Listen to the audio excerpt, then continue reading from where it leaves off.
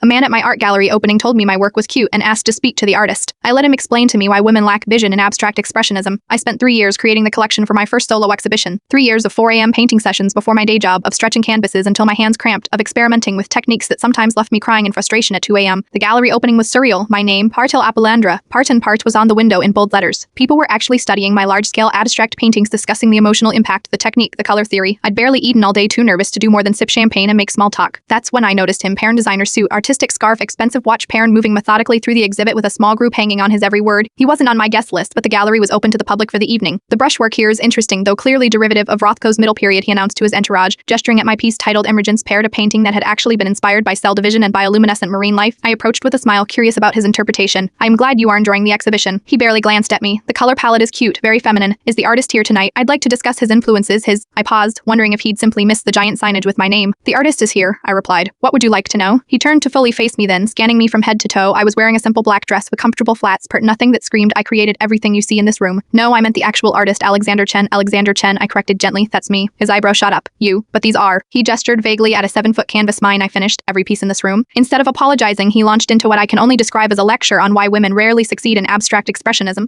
It's biological, really. The female mind gravitates toward representation, toward the tangible. Abstract thought requires a different kind of spatial reasoning. I could have walked away. I could have called him out instead. I nodded encouragingly and said, tell me more about that theory, for 15 excruciating minutes. He explained my own artistic field to me while his companions looked increasingly uncomfortable. He referenced 3 male artists who had defined the genre Pernt, one of whom had actually been my mentor in graduate school. That's fascinating, I said when he finally paused for breath. Would you like to know what actually inspired this collection? Of course, he replied magnanimously. He was open to the feminine perspective. I guided him to the large artist's statement on the wall, Pern, the one with my photo beside it, Pert, and watched his face as realization dawned. His companions suddenly needed drinks from the bar across the room. The interplay of light and absence has dominated my work since my residency in Tokyo. I began quoting my own artist's statement verbatim. My approach to abstraction stems from microscopic cellular structures rather than macroscopic landscapes. He opened his mouth, closed it, then opened it again. I should have recognized your technique from the Anderson Biennial last year. I wasn't in the Anderson Biennial, I replied calmly, though they did acquire one of my pieces for their permanent collection afterward. The gallery director appeared at my side. Alexandra, the Times critic, is asking for a few moments of your time. As I turned to leave, the man touched my arm. I apologize for the misunderstanding. Your work is impressive, not cute, I asked with a smile. Formidable, he corrected. That night I sold every piece in the exhibition, including Emergence Parter, purchased by one of his uncomfortable companions who returned alone later. Sometimes it's about letting people underestimate you just long enough for them to reveal who they truly are, parent, before you show them exactly who you are.